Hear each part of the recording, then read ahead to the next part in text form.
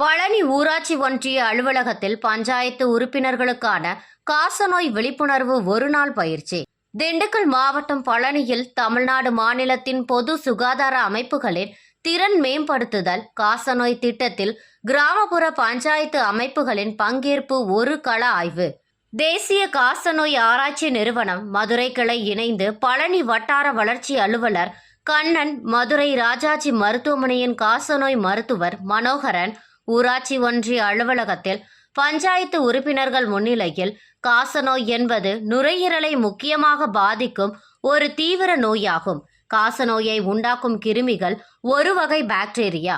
நோயால் பாதிக்கப்பட்ட ஒருவர் இருமல், தும்பல் அல்லது பாடும்போது காசநோய் பரவும். இது கிருமிகளுடன் கூடிய சிறிய துளிகளை காற்றில் போடலாம். மற்றொரு நபர் பின்னர் நீர்த்துளிகளில் சுவாசிக்க முடியும். மேலும் கிருமிகள் நுரையீரலுக்குள் நுழைகின்றன.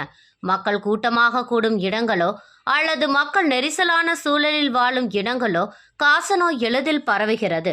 HIV, எய்ட்ஸ் உள்ளவர்கள் மற்றும் பலவீனமான நோய் எதிர்ப்பு அமைப்பு உள்ளவர்கள் வழக்கமான நோய் எதிர்ப்பு அமைப்புகளை கொண்டவர்களை விட காசநோயால் பாதிக்கப்படுவதற்கான அதிக ஆபத்து உள்ளது. நுண்ணுயிர் எதிர்ப்பிகள் எனப்படும் மருந்துகள் காசநோய்க்கு சிகிச்சை அளிக்கும். ஆனால் பாக்டீரியாவின் சில வடிவங்கள் சிகிச்சைக்கு நன்றாக பதிலளிக்காது என்றும் பொதுமக்களுக்கு இந்த நோயின் தன்மையை பற்றியும் விழிப்புணர்வோடு இருக்க வேண்டும் என கூறினார். பழனியிலிருந்து நமது செய்தியாளர் செந்தில்குமார்.